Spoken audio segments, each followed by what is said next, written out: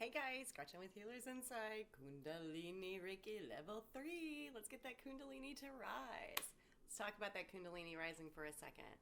So, you may have inadvertently throughout periods of your life gotten your Kundalini to rise without trying. If it rises and your chakras are blocked, it may not be a pleasant experience. You might feel heat through your body. You might feel shaking in certain areas. You may not be able to sleep. You may feel like you're doing a bad trip. If you've ever done mushrooms or acid and had a bad trip, you know what I mean. So it may feel a lot like a bad trip. That's why we need to make sure the chakras are clear so that powerful energy can rise up clearly, thoroughly, all the way up that Shushumna, up that middle channel. So we need to make sure that we're in balance, that our chakras are cleared, that you've done your chanting and your mudra work to make sure they're super cleared, that your dantians are cleared. Remember those bigger energy points behind your sacral, your heart, and your third eye chakra? So this time we've gotten everything basically cleared, settled, and empowered all the way up through our heart chakra at this point. We're going to work on our throat chakra, our third eye, and our crown chakra today. So when we're going to do those, I'm going to invite you to go do the videos, and I'll put the chants in the description if I remember. Sometimes I have to be reminded. Anyway, so I'll put the chants with the mudra positions in the description. Do the chants and do them at least 10 times.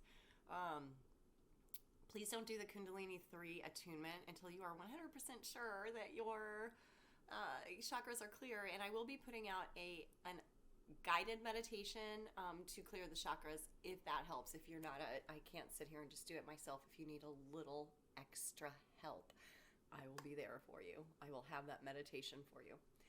So, Kundalini rising. When it rises properly, I'm going to flip over to my notes. When it rises properly, it's got really amazing benefits. So, rising properly, you can bring self-realization to the soul as an immortal being. You'll understand that this life isn't the end of it. This is just a physical shell, something that will eventually crumble away and degrade, but we will basically be recycled back into this world.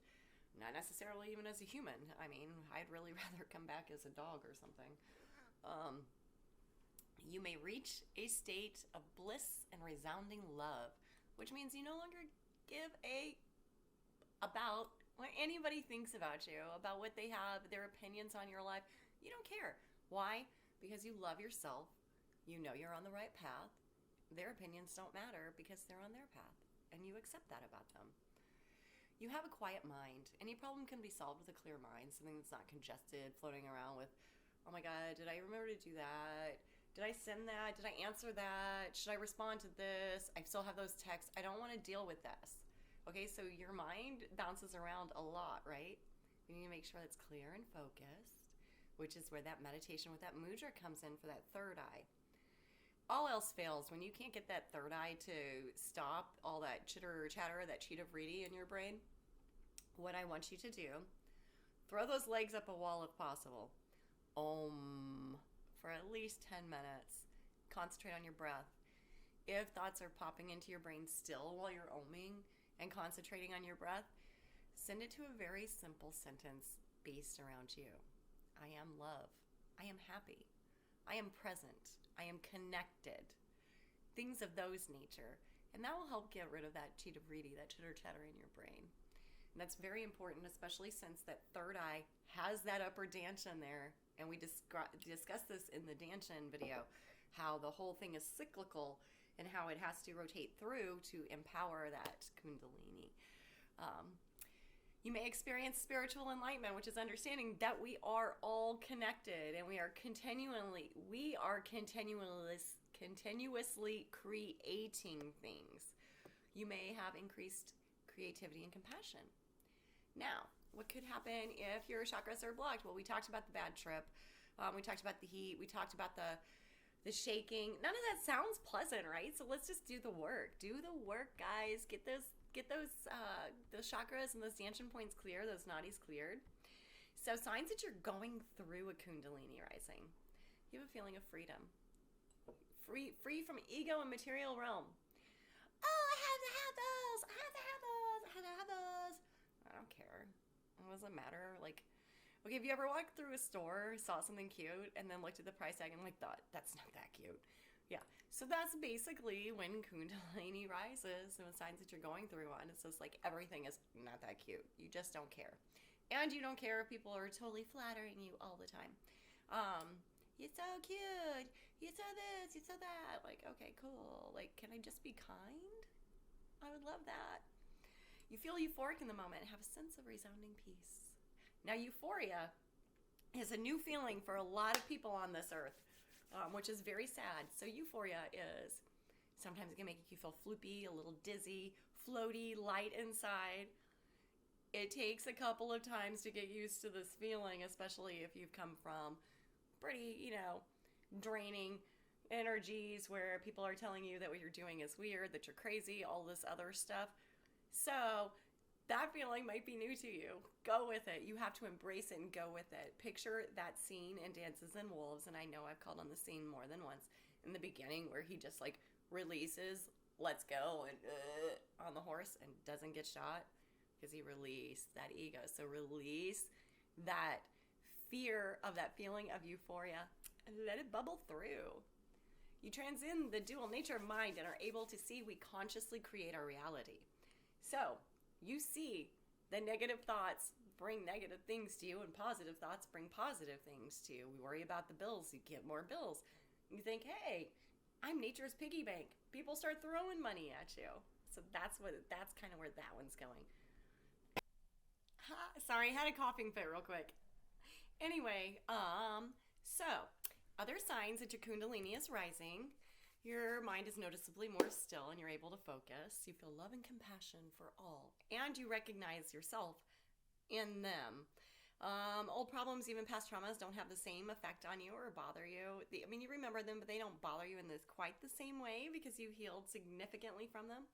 You're able to witness, observe, and discern instead of react because of the open crown chakra.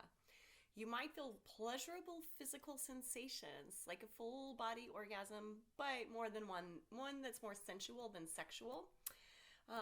Profound new insights into your own life. Newfound strength and clarity that allows you to make positive changes with no fear. No fear! Body may shake, even if the Kundalini is rising. If your body starts to shake when the Kundalini is rising, then please stop what you're doing and work on the chakras nearest the point that you feel the shaking starting, because you just need to do a little bit more clearing work in those chakras. You can feel the heat in the spine. Again, that's another example that we discussed of the Kundalini rising improperly. If you feel the heat up the spine, I would go ahead and come back out and do your chakra and your Dantian work, and then try again. So Kundalini rising is a really amazing thing, and it's a really amazing tool. I will be putting out videos for, let's see, what am I going to do? The guided meditation. We're going to do the work on the throat, the third eye, and the crown chakra. I'm going to put those chants and mudra links in the description. And so after you do the mudras and the chants and the guided meditation, then do the attunement. But please, please, please make sure you do the work. This one's really super important that you do the work. After your Kundalini 3 attunement, we do have, you'll be attuned because you'll be Kundalini 3 level. I'll be attuning you to. There are extra attunements. There's the diamond attunement, the crystalline attunement, the DNA Reiki attunement, trauma of birth attunement, location karmic dissolving attunement. So we did the karmic dissolving between people and situations last time in Kundalini 2. Going forward, we'll be dissolving karmic ties between you and locations. Yes, that can still hold you down and like tamp down those energies, but that's for levels 4 through 6. So past life Reiki, balancing Reiki, the Kundalini boosters for levels 4, 5, 6, 7, 8, and 9. Gold Reiki attunements 1, 2, and 3, and we'll be attuning objects then. The ethereal crystals 1 through 6. So that's where we'll be attuning a lot of crystals, your tools, and getting those amped up to about 400% of where they are now. After we do your tools, then we'll learn how to do a little bit of distancing with those crystals and how to make some gem elixirs. All right, so up next will be your guided meditation. You go do your work on your throat, your third eye, and your crown chakra with the mudras and the meditations. That's your next step. Then the meditation, the guided meditation, then the attunement. I hope you like this video. If you do and would like to see more, please hit that subscribe button for me. Do a lot of Reiki videos, do some guided meditation, herbalism, and recovery systems for trauma, alcoholism, opioid use, and the like. Until next time.